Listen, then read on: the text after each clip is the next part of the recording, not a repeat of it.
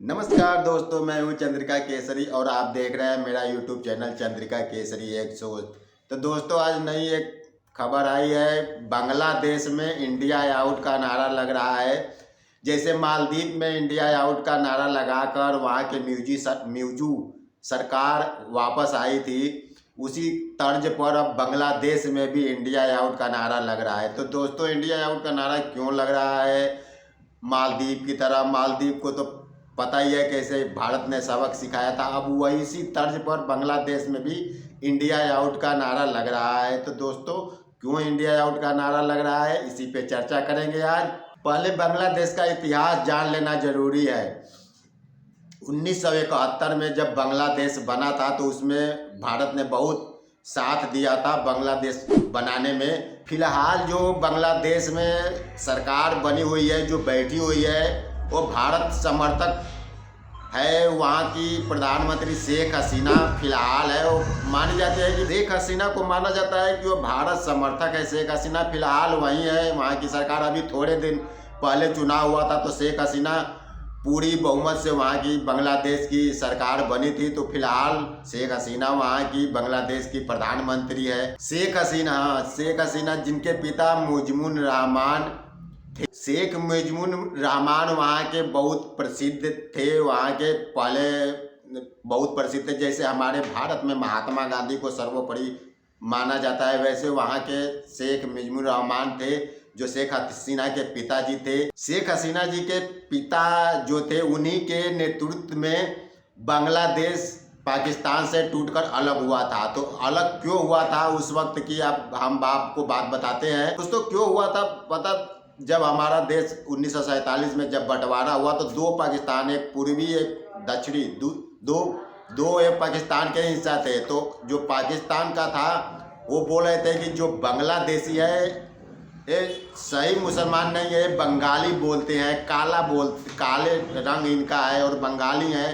तो बहुत नफरत करते थे इन लोगों से, बंगालियों से। काला काला करके इनका बहुत अपमान करते थे। तो वहाँ के जो 1971 में जो वहाँ के जनरल थे, वो इनके ऊपर धावा बोल दिया, बांग्लादेश के ऊपर धावा बोल दिया। और वो जनरल बोल रहे थे अपने फौजियों को कि इनका नस्ल बदल दूंगा, इनको जो काले हैं ना, इनका नस्ल बदल दूंगा।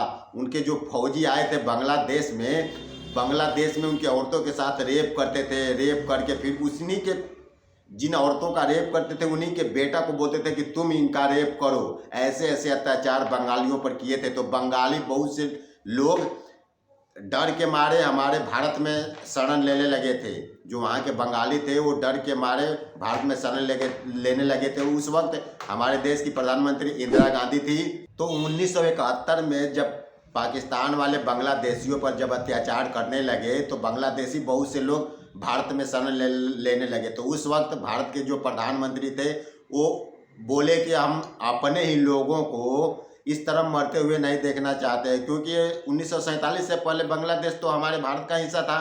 तो वहाँ के जब भारत के प्रधानमंत्री जो उस वक्त 1971 में थे, वो बोले कि इस तरह हम मरने नहीं देंगे अपने देशवासियों को। तब जाके हमारे भारत सरकार ने उस पर हमला किया और वहाँ बांग्लादेश बनाने में उनकी सहायता की। तो उस वक्त से लेकर भारत से और बांग्लादेश से हमारे रिश्ते बहुत ही अच्छे हैं। तो फिलहाल वहाँ जो विपक्ष में पार्टी है वो इंडिया आउट का नारा देकर सत्ता में आना चाहती है। जब 1971 में जो बांग्लादेश बनाने वाले थे, उस वक्त थे वहाँ के मुजिबुर रहमान जो शेख हसीना जी के पिता थे, उनका बहुत बड़ा योगदान था बांग्लादेश बनाने के लिए। 1971 में उनका बहुत बड़ा योगदान था। जब शेख हसीना जब प्रधानमंत्री बनी, अभी हाल ही में 1-2 महीना हुआ चुनाव हुआ, वहाँ शेख हसीना जब प्रधानमंत्री बनी तो उसने भारत के प्रधानमंत्री मोदी जी को बहुत धन्यवाद दिया था। तो वो धन्यवाद में बोल रही थी कि भारत को धन्यवाद दिया था, बहुत बहुत शुक्रिया। तो उनका वीडियो देखिए क्या बोली थी शेख हसीना जब प्रधानमंत्री बन गई थी तब। Questions: what kind of greetings are you receiving from India, especially any talks between Prime Minister Modi? Well, you know, India is a great friend of Bangladesh. 1971, they supported us, and also 75, they gave shelter to us, me and my sister and myself, and also other family members. So India, we consider our next door neighbor, and we have many problems, but we solve it through bilaterally. So I really appreciate that with neighbor we have wonderful relationship, and as you know that I have a good relationship with every country. और जो बांग्लादेश में विपक्षी party है उनकी नेता है खालिदा जिया, और खालिदा जिया ही है जो इंडिया आउट का नारा लगा रही हैं। खालिदा जिया वहाँ की विपक्षी पार्टी की नेता है खालिदा जिया। खालिदा जिया की जो नीति है वो प्रो पाकिस्तान है, प्रो चाइना है, तो इसीलिए इंडिया आउट का नारा लगा रही हैं वो। खालिदा जिया इंडिया आउट का नारा लगा रही है। इन्हीं का बेटा एक है जो ब्रिटेन में है, उसका नाम है जिया के बेटा का नाम है तारिक रहमान, वो इस वक्त ब्रिटेन में है। ब्रिटेन से ही इंडिया आउट का नारा लगवा रहा है। दोस्तों, इससे पहले जो भारत ने मैच हारा था उस वक्त भी बांग्लादेशी बहुत खुशी मना रहे थे। पता नहीं, ऐसे दृश्य देखकर बहुत ही दुखी होता है मन में कि भारत जिसका साथ दिया इतने दिनों तक, वहाँ के लोग ऐसे भारत के हारने पर खुशी मना रहे हैं। तो इसी तरह वहाँ के विपक्षी नेता हैं इंडिया आउट का नारा लगा रहे हैं, सत्ता में आना चाहते हैं। वो ब्रिटेन में उसका बेटा बैठा हुआ है।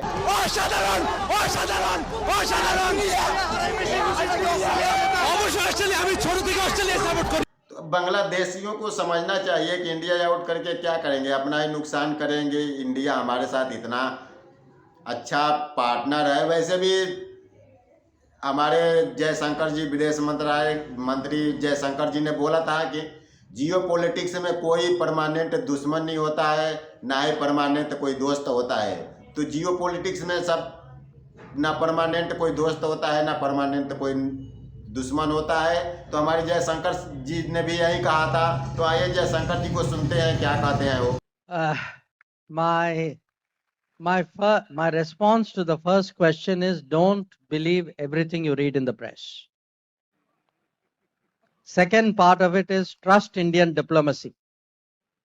So there will be, look, every country has problems in its neighborhood.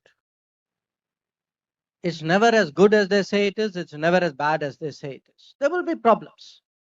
Our job is to anticipate, assess, respond. At the end of the day, neighbors have relationships with each other. They find, they find understandings. It is in the nature of politics that there are sharp positions which are taken.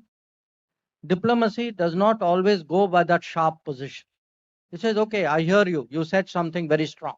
Now, why don't we sit down? Once you sit down, you'll say something less strong. I guarantee you that.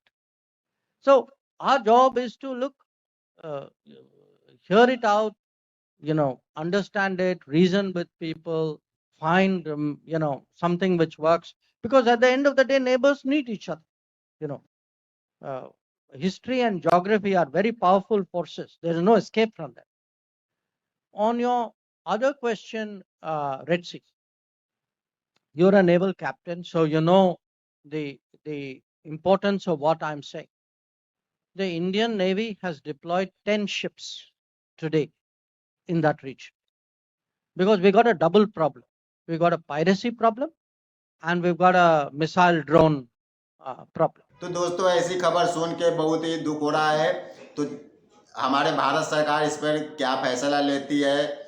Britain में बैठ के लोग out India का नारा लगा रहे थे। वहाँ की जो विपक्षी नेता है उनके बेटा ब्रिटेन में बैठे हुए हैं। नाम तो आपको बताया था, क्या नाम है।